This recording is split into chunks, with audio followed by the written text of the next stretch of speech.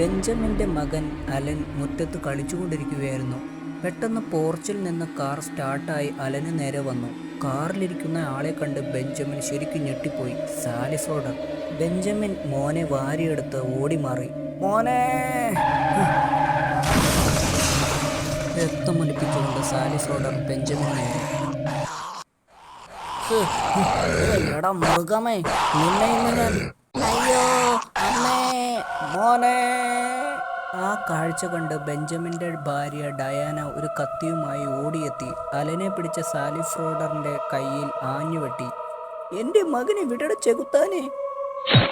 വലതുകരം മുട്ടിന് താഴെ വെച്ചറ്റ് ദൂരേക്ക് തെറിച്ചു.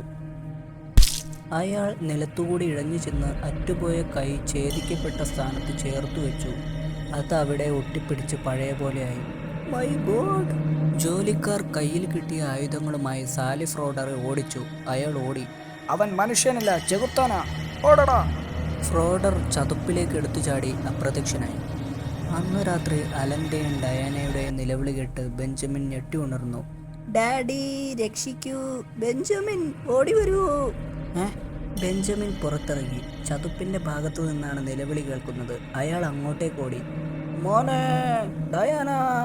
ചതുപ്പിനടുത്തെത്തിയ ബെഞ്ചമിൻ ആ കാഴ്ച കണ്ട് നടങ്ങിപ്പോയി. സാലി ഫ്രോഡറിൻ്റെ പ്രേതം ഡയാനയെയും മകനെയും ചതുപ്പിലേക്ക് വലിച്ചു താഴ്ത്തുന്നു. ബെഞ്ചമിൻ! മോനെ! ഡാഡി!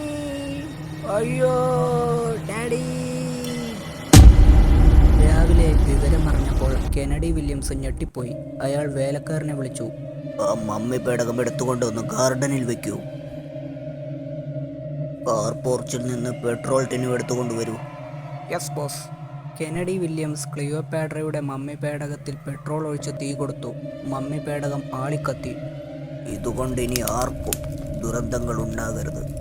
എന്നാൽ കെനഡി വില്യംസിൻ്റെ ബംഗ്ലാവ് ഒരു സ്ഫോടനത്തോടെ തകർന്നടിഞ്ഞു. മമ്മി പേടകത്തിൻ്റെ ശക്തി നഷ്ടപ്പെട്ടതോടെ ദുരന്തങ്ങൾ അവസാനിച്ചു.